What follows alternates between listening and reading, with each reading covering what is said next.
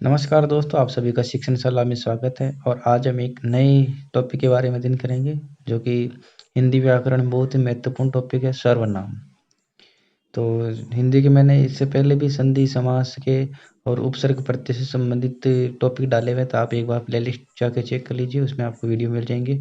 और अभी तक चैनल को सब्सक्राइब नहीं किया तो चैनल को सब्सक्राइब कीजिए। चलो दोस्तों, वीडियो को शुरू करते हैं। तो सर्वनाम का अर्थ क्या होता है? सबसे पहले तो कि सबका नाम। जैसे वाक्य में संज्ञा की पुनरावृत्ति को दूर करने के लिए संज्ञा के स्थान पर प्रयोग किए जाने वाले शब्दों को सर्वनाम कहते हैं। जैसे वाक्य की पुनरावृत्ति नहीं हो, उसके लिए संज्ञा के स्थान पर सर्वनाम शब्दों का प्रयोग किया जाता है। जैसे ये गुंजन है, गुंजन एक संज्ञा है। अब इसका सर्वनाम क्या होगा? सर्वनाम हो जाएगा वह। तो उदाहरण देखते हैं, गुंजन विद्यालय जाती है, तो वह वहाँ पढ़ती है। पहले वाक्य में गुंजन तथा विद्यालय संज्ञा, शब्द संज्ञा ही है। दूसरे वाक्य में गुंजन के स्थान पर वह तथा विद्यालय के स्थान पर वहाँ शब्द प्रयुक्त हुए, अतः वह और वहाँ शब्द संज्ञाओं के स्थान पर प्रयुक्त हुए। अर्थात कौन से शब्द है ये? सर्वनाम शब्द है ये, इसलिए उन्हें सर्वनाम कहते हैं। अब दोस्तों, सर्वनाम कितने प्रकार के होते हैं? सर्वनाम 6 प्रकार के होते हैं। सर्वनाम कितने प्रकार के होते हैं? 6 प्रकार के होते हैं। कौन कौन से? पुरुषवाचक सर्वनाम। पुरुषवाचक सर्वनाम की परिभाषा क्या है? जिन सर्वनामों का प्रयोग बोलने वाले, सुनने वाले या अन्य किसी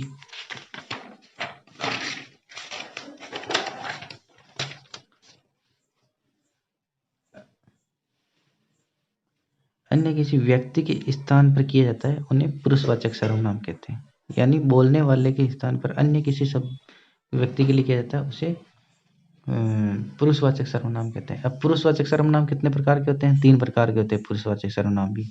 कौन कौन से? उत्तम पुरुष, मध्यम पुरुष और अन्य पुरुष। चलिए उत्तम पुरुष की चर्चा करते हैं। वह सर्वनाम शब्द जिनका प्रयोग बोलने वाला व्यक्ति स्वयं के लिए करता है, यानी अपने लिए करता है, वही उत्तम पुरुष होता है। जैसे मैं, मुझे, हम, मेरा, हमारा, हमें आदि। इसके अलावा मध्यम पुरुष, यहाँ क्या होता है? वह सर्वनाम शब्द जो सुनने वाले के लिए प्रयुक्त होता है। उत्तम पुरुष में क्या होता है? स्वयं के लिए होता है, जो बोलता है अपनी स्वयं के बारे में बोलता है, वह उत्तम पुरुष होता है। मध्यम पुरुष क्या होता है? सुनने वाले के लिए प्रयुक्त होता है। मतलब सामने जो बैठा व्यक्ति है उसके लिए मध्यम पुरुष प्रयुक्त में होता है। जैसे तुम, तुझे, तुम्हें, तेरा, आप, अपना, आपको आदि।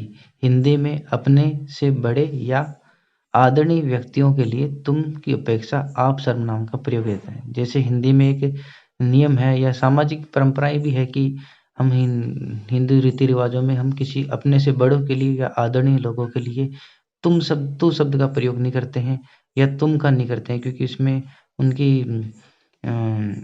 इंसल्ट होती है एक तरह से। तो उसके लिए हम आप शब्द का प्रयोग करते हैं। आप एक आदरणीय शब्द होते हैं। अब अन्य पुरुष, अन्य पुरुष में क्या है कि ये किसी अन्य व्यक्ति के बारे में होता है, तीसरा व्यक्ति के बारे में जो भी बात की जाती है वह अन्य पुरुष है। वह सर्वनाम शब्द जिनका प्रयोग बोलने तथा सुनने वाले व्यक्ति किसी अन्य व्यक्ति के बारे में, जैसे 2 व्यक्ति बैठे हैं और किसी तीसरे व्यक्ति के बारे में चर्चा करते हैं, तो वह अन्य पुरुष के बारे में बात कर रहे हैं, यहाँ वहाँ अन्य पुरुष हो जाएगा। अगर 2 व्यक्ति एक दूसरे से बात करते हैं, यानी सुनने वाले के बारे में बात करते हैं, तो वहाँ मध्यम पुरुष हो जाएगा। और अगर कोई व्यक्ति अपने स्वयं के बारे में बात कर रहा है तो वह उत्तम पुरुष हो जाएगा। ये मैंने उदाहरण के रूप में समझाया आपको। अब एक निश्चयवाचक सर्वनाम। पुरुषवाचक सर्वनाम के बाद में निश्चयवाचक, दूसरा नंबर का निश्चयवाचक सर्वनाम। वह सर्वनाम जो किसी निश्चित व्यक्ति या वस्तु का बोध कराए, उन्हें निश्चयवाचक सर्वनाम, यानी निश्चितता हो उसमें कि हाँ ये वही है। जैसे वह, वहाँ, वह, यह, इस, उस, ये, वे, ये सर्वनाम के शब्द हैं, निश्चयवाचक सर्वनाम के शब्द हैं। जैसे उदाहरण देके, वह आपकी घड़ी है, यहाँ निश्चितता है कि यह आपकी ही घड़ी है। वाक्य में वह शब्द निश्चित सर्वनाम है। इसी प्रकार ये मेरा घर है, तो यहाँ निश्चितता है कि ये किसका घर है? मेरा घर है।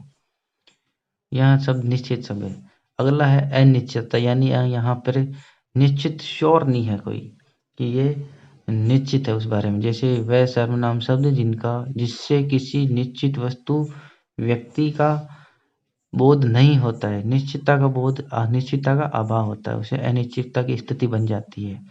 जैसे कोई जा रहा है, अब यहाँ कोई जो है वह फिक्स नहीं है कि कौन है, संदेह है कि हाँ कोई जा रहा है, लेकिन यहाँ निश्चितता नहीं है, अनिश्चितता की स्थिति है। कुछ खा रहा है, अब क्या खा रहा है और कितना खा ली ये भी कोई पता नहीं है, कुछ खा रहा है बस। किसी ने कहा था, अब किसने क्या कहा था यहाँ उसकी भी निश्चितता नहीं है, भाई यही पता है किसी ने कुछ कहा था। वाक्य में कोई हो गया, कुछ हो गया, ये सब अनिश्चयवाचक सर्वनाम है। सर्वनाम हमेशा संज्ञा के स्थान पर प्रयुक्त किए जाने वाले शब्द होते हैं जो वाक्य को संक्षिप्त बना देते हैं। इसी प्रकार प्रश्नवाचक सर्वनाम, चौथा कौन सा है? प्रश्नवाचक सर्वनाम। प्रश्नवाचक सर्वनाम की क्या है कि प्रश्न का बोध होता है, यहाँ क्वेश्चन मार्क आ जाता है, वाक्य में प्रश्न का बोध हो जाता है। जैसे कौन गाना गा रही है, कौन है ये एक प्रश्न कर रहा है कि कौन गाना गा रही है। अगर कोई गाना गा रही होती है और हमें पता नहीं होता तो हम यही कहते हैं कि कौन गाना गा रही है। तो यहाँ कौन क्या है? प्रश्नवाचक है, हमें निश्चितता नहीं है कि कौन है वह। अगर यहाँ आ जाएगी यहाँ राम गाना गा रहा है या सीता गाना गा रही है या कविता गाना गा रही है, तो यहाँ पर कविता निश्चितता का बोध होता है, लेकिन प्रश्नवाचक करने के लिए हमें कौन शब्द का प्रयोग करेंगे। वह क्या लाया, किसकी पुस्तक पढ़ी है, उक्त ये सभी वाक्य प्रश्नवाचक है। जैसे किसकी हो गया, क्या हो गया, ये प्रश्नवाचक सर्वनाम है। अगला हो जाएगा संबंधवाचक सर्वनाम। संबंधवाचक सर्वनाम में दो पृथक पृथक बातों को स्पष्ट, वह सर्वनाम जो दो पृथक पृथक बातों के स्पष्ट संबंधों को व्यक्त करते हैं, वे संबंधवाचक है। दो पृथक पृथक बातों को संबंध को व्यक्त करते हैं।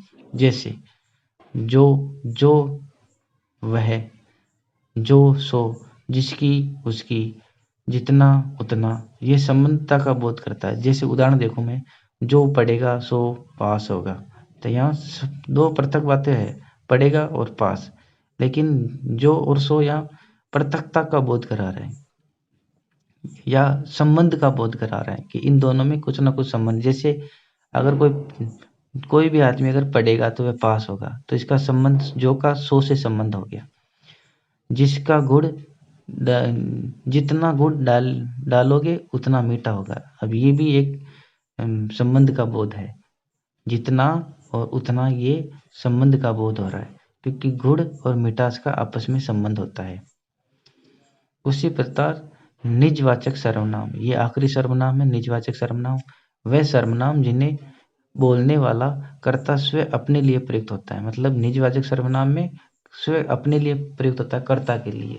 उदाहरण रूप में देखते हैं, आप, अपना, स्वयं, खुद, ये कौन से हैं? निजवाचक सर्वनाम है। जैसे उदाहरण देखें, मैं अपना खाना बना रहा हूँ, तो यहाँ पर ये अपना है ना, ये एक निजवाचक सर्वनाम का प्रयोग हो रहा है, और अपना ये मैं, ये स्वयं के लिए प्रयुक्त होता है, अर्थात कर्ता के लिए प्रयुक्त होता है। मैं कर्ता के लिए प्रयुक्त हो रहा है। तुम अपनी पुस्तक पढ़ो आदि, ये तुम है, ये निज के लिए प्रयोग है, यानी अपने लिए हो रहा है। अपनी पुस्तक पढ़ो, अपनी पुस्तक, यह शब्द ये अपनी है ना, ये निजवाचक सर्वनाम है। इस तरह से ये दोस्तों सर्वनाम हो गए। सर्वनाम कितने प्रकार के होते हैं? 6 प्रकार के होते हैं। पुरुषवाचक सर्वनाम, पुरुषवाचक सर्वनाम के 3 भाग है, उत्तम पुरुष, मध्यम पुरुष और अन्य पुरुष। उत्तम पुरुष स्वयं के लिए प्रयुक्त होता है, मध्यम पुरुष सुनने वाले के लिए प्रयुक्त होता है, अन्य पुरुष किसी अन्य के लिए प्रयुक्त होता है, जो ना सुनने वाले के प्रयुक्त, जो ना तो सुनने वाले के लिए होता है, ना अपने लिए होता है, किसी अन्य व्यक्ति के लिए प्रयुक्त होता है। सामने श्रोता है उनके लिए प्रयुक्त होता है, उनके लिए अन्य पुरुष। अगला है निजवाचक सर्वनाम, दूसरा नंबर का। टोटल 6 प्रकार के हैं। तीसरा है अनिश्चयवाचक सर्वनाम। चौथा कौन सा है? प्रश्नवाचक सर्वनाम। और छठा है निजवाचक सर्वनाम। निश्चित निजवाचक सर्वनाम निश्चितता का बोध होगा। अनिश्चयवाचक सर्वनाम में शब्द से ही स्पष्ट है, अनिश्चयता का बोध होगा।